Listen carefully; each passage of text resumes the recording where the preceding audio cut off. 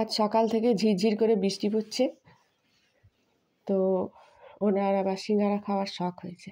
বাজার থেকে তো কিনে আনা যায় না, বাজার থেকে কিনে এনে চপ সিঙ্গারা আমরা খেতে পারি না, কি সিকেডির পেশেন্ট, ডায়ালিসিস চলে, তো ইনফেকশানের ভয় থেকে যায়।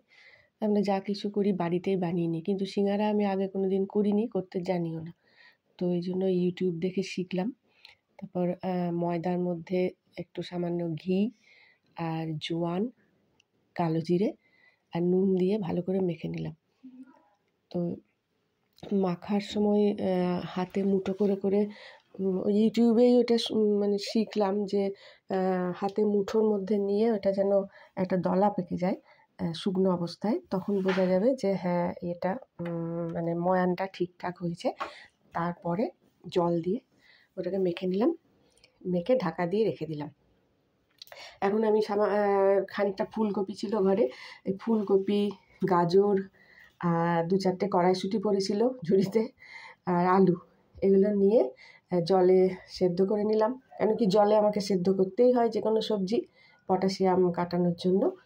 তো তারপর ওটাকে কড়াইয়ে অল্প তেল দিয়ে একটু তরকারি বানিয়ে নিলাম পুরের জন্য। সিঙ্গারার ভেতরে যে পুরটা দেবো সেই তরকারিটা আমি বানিয়ে নিলাম। এটাতে আমি একটু আদা বাটা আর হলুদ, নুন আর ভাজা মশলা ব্যবহার করেছি। ভাজা মশলা মানে হচ্ছে ধনে, জিরে আর শুকনো লঙ্কাকে শুকনো খোলায় ভেজে শিলে গুঁড়ো করে আমি রেখে দিই, ওইটাই আমি ইউজ করেছি। তারপর সামান্য জল দিলাম, আগে তো সেদ্ধ করাই ছিল সবজি, তো একটু জল দিয়ে আমি এটাকে শুকনো শুকনো একটা তরকারি বানিয়ে ওটাকে ঠান্ডা করতে দিয়েছিলাম। ঠান্ডা না করলে ওটা পুরটা ভরতে অসুবিধা হবে। আমরা এই ঝামেলা করে দুটো সিঙ্গারা খাওয়ার জন্য এত ঝামেলা পোষায় না, কিন্তু কিছু করার নেই না, করতেই হয়। কেন কি কিডনির অসুখ, বাইরের খাবার খাওয়াটা ওর মানে ওর জন্য খুব একটা ঠিক না, মানে নিরাপদ নয় আর কি। তো ভীষণ ইনফেকশানের ভয় থাকে।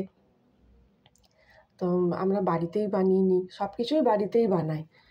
ইচ্ছে তো হয় না খেতে, আর ওর খাওয়া এগুলো যে খুব একটা বারণ তা না। কেন কি ওর তো কিডনিরই অসুখ, বাকি কোনো সুগার বা অন্যান্য কোলেস্টেরল বা অন্যান্য কোনো অসুখ ভগবানের দয়ায় নেই এখনো পর্যন্ত।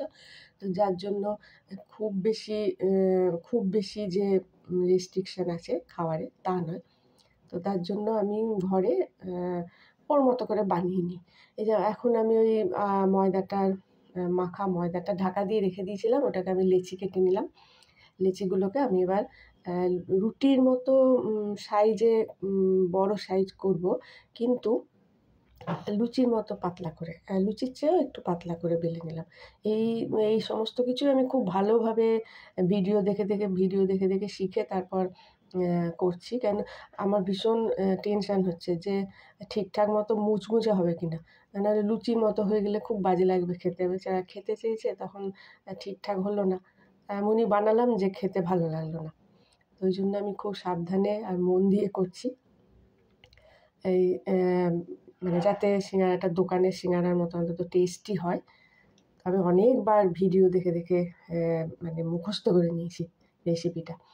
এবার আমি লেচি থেকে যে রুটিটা বানিয়েছিলাম ওটাকে আমি হাফ করে ছুরি দিয়ে কেটে নিলাম মাঝখান থেকে।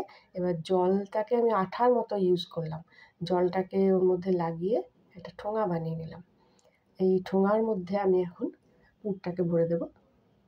পুরটা ভরে আমি সিঙ্গারার মুখটা বন্ধ করে দেবো। মুখটা বন্ধ করে এভাবে আমি যতগুলো সিঙ্গারা হয় আমি বানিয়ে নিলাম। বানিয়ে তারপর এটাকে ডুবো তেলে ভাজতে হবে। ভাজাটা হচ্ছে একটা মানে ভাজাটা একটা শেখার জিনিস। ভাজাটা কিন্তু খুব যত্ন করে করতে হবে। ওটা না হলে আমি শুনলাম বারবার ভিডিওতে যে আঁচটা বাড়িয়ে প্রথমে তেলটাকে গরম করে নিতে হবে, তারপর আবার আঁচ কমিয়ে দিতে হবে। তারপর মানে তুলনামূলকভাবে ঠান্ডা তেলে সিঙ্গারাগুলো আস্তে আস্তে অনেকক্ষণ ধরে ভাজতে হবে। তাড়াহুড়ো করে গরম তেলে ভেজে তুলে নিলাম তাহলে কিন্তু ওই মুচমুচে ব্যাপারটা আসবে না।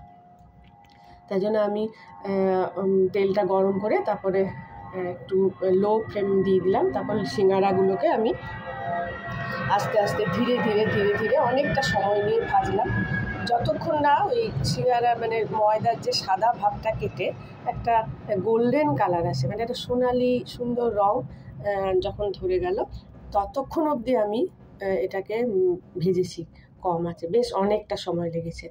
তো এবার ওই গোল্ডেন ভাবটা যখন আসছে তখনই বোঝাই যাচ্ছে যে সিঙ্গারাটা মুচমুচে হচ্ছে। বিশেষ করে যখন সিঙ্গারাটা যখন আমি তেলের থেকে ছেঁকে নিয়ে আমি থালায় রাখছি, তো আওয়াজটা শুনেই আমি বুঝতে পারলাম যে মানে জিনিসটা ঠিকঠাক মতো হয়েছে। তাই যে সিঙ্গারাটা এখনও অবধি আমি যে ছবিতে দেখা যাচ্ছে যে এখনও আমি ভেজে চলেছি, এখনও ঠিক এই কালারটা জাস্ট এলো। তো আমি এবার এটাকে থালায় তুলে নেবো। এরম আমি অনেকগুলোই করেছি, নিজে বাড়িতে যখন করেছি তখন একটু ভালো করেই খাওয়া হোক, আর নিরাপদ, মানে সেরম কোনো সমস্যাও নেই, খারাপ কোনো কিছুও নেই, ওর খাওয়া যায় এমন জিনিস দিয়েই বানিয়েছি।